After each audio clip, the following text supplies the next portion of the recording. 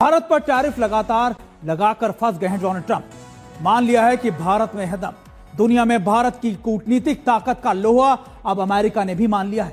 White house के trade adviser Peter Navarro ने बड़ा बयान दिया है। नवारो ने कहा है कि शांति का रास्ता नई दिल्ली से होकर जाता है। यही नहीं, उन्होंने कहा कि मैं भारत से प्यार करता हूं।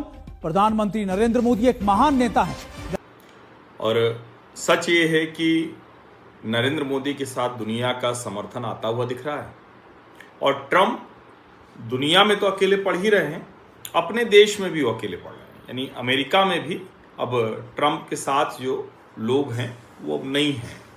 तो सवाल बाकी रह गया था कि अगर वहाँ का मीडिया ये मुतालबा उछालता है कि 1970 फी मांगनी चाहिए तो क्या माफी मांगेंगे? ये चीजें जब हम देखते हैं तो दुख होता है। मैं इस चीज को अंडरस्टैंड कर चुका हूं। बोल रही है ना, क्या इसके साथ अमेरिकी कांग्रेस खड़ी होगी? मुझे कांग्रेस से बंदे चाहिए।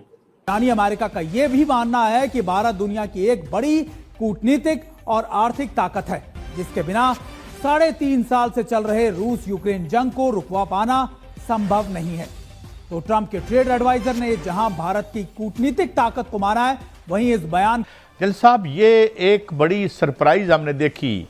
या से सरप्राइज हम कह सकते हैं, अभी तक अजाब बना हुआ है। क्या ऐसी सिचुएशन क्रिएट होगी और क्या एक फ्री हैंड मिल रहा है और वो रन हो जाएगा डेमास्कस से आगे तक? आले जी, पहली बात यह है कि ये नया भारत है। अब हम साइड नहीं चूज करते, अब दुनिया हमें चूज करती है। ये आपको मानना पड़ेगा। ना हमने रशिया को चूज किया, ना चाइना को, ना अमेरिका को। सबने दबाने की कोशिश करी, सबने यूज करने की कोशिश करी। अब हम चूज करते सिर्फ भारत को। ये टाइम वो है जब हम भारत को चूज कर रहे हैं, और जिसको पार्टनरशिप की जरूरत है आपको हमारे पास आना पड़ेगा। जब अमेरिका अपनी औकात पर आ चुका है, इस टाइम पे भारत के आगे गिड़गिड़ा रहा है कि मेरे दालों के लिए अपनी मार्केट ओपन करो, लेकिन मोदी जी ने अमेरिका के पिछवाड़े पे लात मार के सीधे समुद्र में फेंक दालें भी बंद कर दी मोदी जी ने, इंडिया ने। हाँ जी, भारत के अंदर भाई साहब अमेरिका की दालों की एंट्री बंद कर दी। ये देखो यार, सही मारा इंडिया इनकी। ओ यार मैडम, ये भारत जो है, एक तरफ वजीर आज़म मोदी चाइना जा रहे हैं, ऊपर से मिसाइल भी छोड़ रहे हैं चाइना पहुंचने वाले। बेसिकली अब इंडिया अमेरिका ताल्लुकात खराब हो रहे हैं, तो इंडिया एक तो इस पे जवाब। तो इंडिया ने ये स्टेप इसलिए लिया, उसने कहा जनाब साहब मेहरबानी कीजिए, रुकिए जरा, आहिस्ता ठहरिए, हम भी मौजूद हैं। तो उसने ये दिखाने के लिए ये स्टेप लिया। उसने कहा आप तो जब लेंगे हम आपसे पहले ले लेंगे। और मैं समझता हूँ कि इंडिया इस वक्त ये प्रूव करने की कोशिश कर रहा है कि जनाब इंटरनेशनली अगर आप कुछ हैं तो हमारी वजह से हैं। हम डेफिनेटली हम अगर कस्टमर नहीं होगा तो आपकी दुकान चलेगी कैसे? हम आपकी दुकानें बंद कर देंगे। तो इसलिए ये जो स्टेप लिया गया इंडिया की तरफ से। जर्नैल बड़े बुरे फंस गए हैं। आलमी ताकतों ने जर्नैलों को इस्तेमाल करके गटर में बहा दिया है। मैं अभी आपको सबूत दिखाता हूं कि कैसे आलमी ताकतों ने जर्नैलों को इस्तेमाल करके और किस तरह फेंका है। इस तरह होता है जब अपने मुल्क से गद्दारी की जाती है। गद्दारों को कोई भी इज्जत नहीं देता। दुनिया में किसी जगह भी गद्दारों को इज्जत नहीं मिलती। चंगेज खान का एक असर और मीर सादक हमारे सामने मिसाल की तरह है। कभी इज्जत नहीं पा सकते गद्दार। पाकिस्तानी जर्नैल भी कभी इज्जत नहीं पाएंगे। आलमी एस्टेब्लिशमेंट ने जर्नैलों को जो हल्ला शेरी दे रखी इन 2.5-3 सालों में, उसको इस तरह लें कि जर्नैलों के साथ मिलकर आलमी ताकतों ने जर्नैलों की पाकिस्तानी अवाम में इज्जत बिल्कुल खाक में मिला दी है। एक बार जनरल हमीद गुल ने कहा था कि हम अमेरिका की मदद से अमेरिका को शिकस्त देंगे।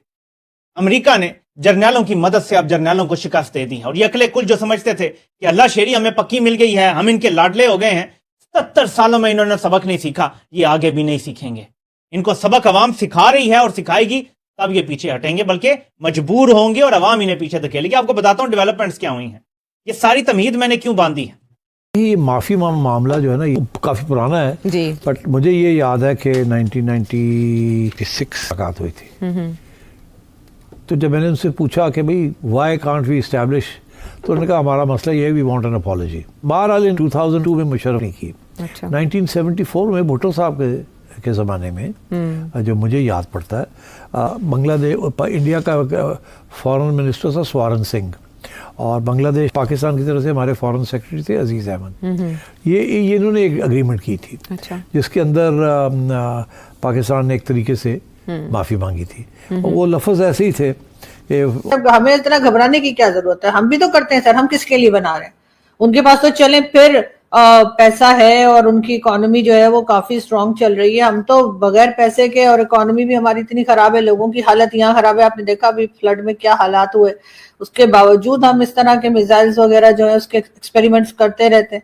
तो पाकिस्तान बताए कि वो किसके लिए कर रहे हैं, तो जाहिर है कि अगर किसी के पास, उनके पास पैसा है तो वो अपग्रेड तो करते रहेंगे चीजों को।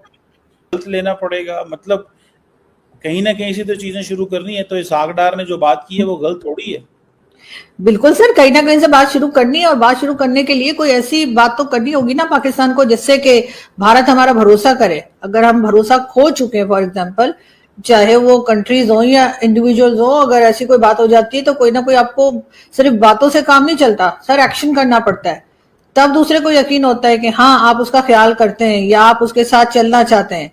तो ऐसा तो कुछ कर नहीं रहे हम, ना तो हम उनको, उनके हवाले कोई यहाँ से हाफिज सईद या मसूद अजहर कर रहे हैं, ऐसा भी हम कुछ नहीं कर रहे। उसके बाद जो है कोई ऐसी बात जो बार बार अटैक्स की बात की जाती है भारत की तरफ से, उस पर तो हम बिल्कुल साफ इनकार कर देते हैं। तो सर फिर किस लिए बात करेगा भारत हमारे साथ? और हम कहते नहीं जी हम तो इस रीजन के चौधरी हैं और हमारे साथ तो जी सारी दुनिया खड़ी हुई है, हमारे साथ तो चाइना भी है, हमारे साथ तो टर्की भी, एक लंबी लिस्ट सर आप भी गिनवाते हैं। तो फिर हमें क्या जरूरत है, छोड़ दें बार, आप भारत को बात नहीं कर रहा तो, या फिर आप मान जाइए कि भारत के बगैर आपका गुजारा नहीं हो रहा, आपका दोस्त चाइना भी इस वक्त भारत के साथ चला गया है और आप घबराए हुए हैं, ये बात या फिर आप मान जाइए। लेकिन अगर आपने ये बात नहीं माननी तो बस ठीक है, फिर कहें ठीक है बात नहीं कर रहे तो ना करें। बार बार किस लिए रिक्वेस्ट करते हैं, और उसके बाद कोई पॉइंट्स जो है वो तो देते नहीं है, और बात क्या करेंगे, फिर अगेन वही बात आ जाती है।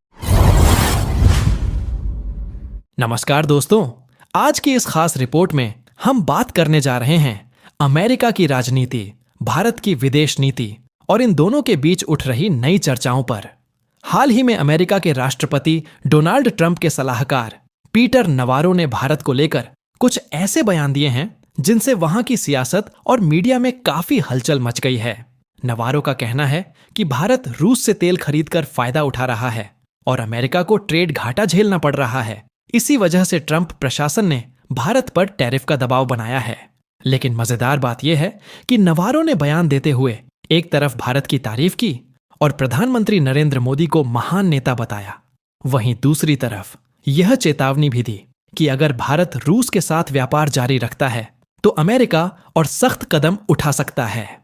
यही दोहरी नीति लोगों की समझ से बाहर हो रही है और यही कारण है कि सोशल मीडिया पर उनके बयान की खूब आलोचना हो रही है।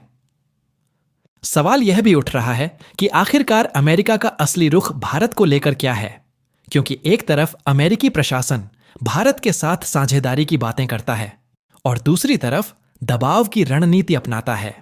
दिलचस्प यह है कि अमेरिका की राजनीति में ही कई बड़े चेहरे भारत के समर्थन में खड़े दिखते हैं, जैसे कि हाल ही में निक्की हेली ने भी खुलकर ट्रंप की नीतियों की आलोचना की और भारत को एक भरोसेमंद साझेदार बताया।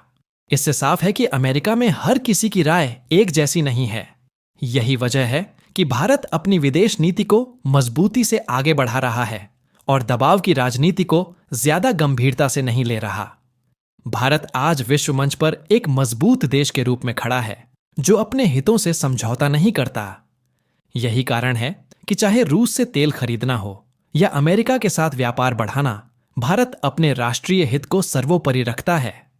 इस पूरे मामले में सबसे ज्यादा उलझन पाकिस्तान में देखी जा रही है। वहां की मीडिया और नेता समझ नहीं पा रहे कि अमेरिका आखिर चाहता क्या है। कभी भारत को लेकर चेतावनी, कभी मोदी की तारीफ और कभी साझेदारी की बात। इन सब ने पाकिस्तान को और ज्यादा असमंजस में डाल दिया है। असल में पाकिस्तान को भी यह समझ आ गया है कि अमेरिका उसका इस्तेमाल सिर्फ अपने फायदे के लिए करता है, जबकि भारत एक स्वतंत्र और मजबूत नीति के साथ आगे बढ़ रहा है। यही कारण है कि आज भारत की विदेश नीति दुनिया के लिए मिसाल बन चुकी है। दोस्तों, आपके हिसाब से अमेरिका का यह बदला बदला रुख भारत के लिए कितना खतरनाक हो सकता है और क्या भारत को अपनी रणनीति बदलनी चाहिए? अपनी राय हमें कमेंट सेक्शन में जरूर बताइए। अगर आपको यह वीडियो जानकारीपूर्ण लगी हो तो इसे लाइक और शेयर करना न भूलें और चैनल को सब्सक्राइब करके जुड़ जाइए हमारी इसी तरह की और रोचक रिपोर्ट्स से।